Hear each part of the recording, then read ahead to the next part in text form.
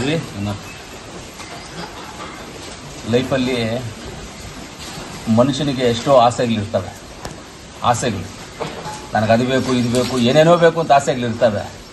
ಆದರೆ ಇವತ್ತು ನನ್ನ 46 ಮುಗಿದು 47ನೇ ವರ್ಷದ ಹುಟ್ಟುಹಬ್ಬವನ್ನು ಇವತ್ತು ನನಗೆ ಆಸೆ ಆಗಿರುವಂಥ ನನ್ನ ಆಸ್ತಿ, ಇದೆಲ್ಲ ನನ್ನ ಆಸ್ತಿ.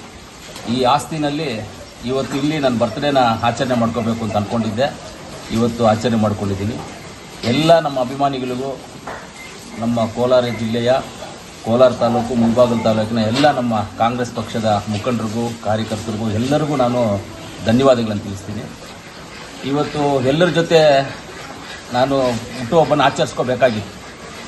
ಇದೇ ಸಂದರ್ಭದಲ್ಲಿ ರೀಸೆಂಟಾಗಿ ನಮ್ಮ RCB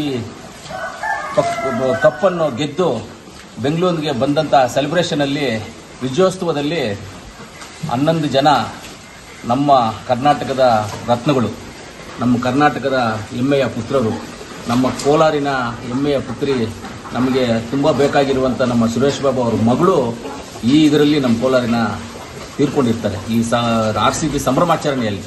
ಆದ್ದರಿಂದ ನನಗೆ ಅದ್ಧೂರಿಯಾಗಿ ಮಾಡ್ಕೊಳ್ಳೋದಕ್ಕೆ ಇಷ್ಟ ಇಲ್ಲದೆ ಇವತ್ತು ಎಲ್ಲ ಈ ಗೋಮಾತೆಗಳ ಜೊತೆ ಯಾರೂ ಇಲ್ಲದೆ ನಾನು, ನನ್ನ ಹೆಂಡತಿ, ಮಕ್ಕಳು, ನಮ್ಮ ಸುವಾಸು, ಈ ಗೋಮಾತೆಗಳನ್ನು ನೋಡ್ಕೊಳ್ಳುವಂಥ ನಮ್ಮ ರವಿ, ಇವರೆಲ್ಲರ ಸಮ್ಮುಖದಲ್ಲೇ, ಗೋಮಾತೆಗಳ ಸಮ್ಮುಖದಲ್ಲಿ ನಾನು ಬರ್ತ್ಡೇಯನ್ನು ಆಚರಣೆ ಮಾಡ್ಕೋಬೇಕು ಅಂತ ಆಸೆ ಪಟ್ಟೆ. ಅದರಿಂದ ಇಲ್ಲಿ ಆಚರಣೆ ಮಾಡ್ಕೊಂಡಿದ್ದೀನಿ. ನನಗೆ ಫುಲ್ಲು ತೃಪ್ತಿಯಾಗಿದೆ, ಸಂತೋಷ ಆಗಿದೆ, ಖುಷಿಯಾಗಿದೆ. ನಾನು ಈ ಗೋಮಾತೆಯಲ್ಲಿ ಕೇಳಿದ್ದೀನಿ, ಗೋಮಾತೆಗೆ ಪೂಜೆ ಮಾಡುವಾಗ ಕೇಳಿರೋದು ಒಂದೇ, ಏನು 11 ಜನ ತೀರ್ಕೊಂಡಿದ್ದಾರೆ, ಅವ್ರ ಆತ್ಮಕ್ಕೆ ಶಾಂತಿ ಸಿಗಲಿ, ದೇವರು ಅವ್ರ ಕುಟುಂಬಕ್ಕೆ ಶಕ್ತಿ ತುಂಬಲಿ, ಆ ಮಗು ಅವ್ರ ಮನೆಯಲ್ಲಿ ಅವ್ರ ಇನ್ನೊಂದು ಮಕ್ಕಳಿಗೋ ಯಾರಿಗಾರ ಮಕ್ಕಳಾಗಿ ಹುಡ್ಲಿ ಅಂತ ಹುಟ್ಟಬೇಕು ಅಂತ ಆ ದೇವರಲ್ಲಿ ಪ್ರಾರ್ಥನೆ ಮಾಡಿದ್ದೀನಿ, ಗೋಮಾತೆಯಲ್ಲಿ ಪ್ರಾರ್ಥನೆ ಮಾಡಿದ್ದೀನಿ. ನಮ್ಮ ಗೋಮಾತೆಗಳೆಲ್ಲ ಇಲ್ಲಿದ್ದಾರೆ. ಇವರು ಇಲ್ಲಿ ಹೆಂಗೆ ಅಂದರೆ, ಗೋಮಾತೆ ಅಂದರೆ ಇಲ್ಲಿ ಯಾರನ್ನೂ ಬೇರೆಯವ್ರನ್ನೆಲ್ಲ ಅಲೋ ಮಾಡೋದಿಲ್ಲ, ಯಾರನ್ನೂ ಒಳಗಡೆ ಬಿಡೋದಿಲ್ಲ. ಇಲ್ಲೆಲ್ಲ ಸ್ವಂತವಾಗಿ ಮಾಡುವಂಥದ್ದು ಇದು, ಯಾರೂ ಒಳಗಡೆ ಬಿಡೋದಿಲ್ಲ ಇಲ್ಲಿ.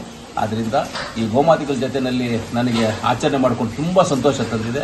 ಲೈಫಲ್ಲಿ ಎಷ್ಟು ಸಂತೋಷ ಪಟ್ಟಿದ್ದೀನೋ ಇವತ್ತು ಅಷ್ಟು ಸಂತೋಷವಾಗಿದೆ ಅಂತ ಹೇಳ್ತಾ, ಕೋಲಾರ ಜಿಲ್ಲೆಯ ಜನತೆಗೆ ನನ್ನ ಹೃದಯಪೂರ್ವಕ ನಮಸ್ಕಾರಗಳು. ಎಲ್ಲರೂ ಚೆನ್ನಾಗಿದ್ದೀನಿ.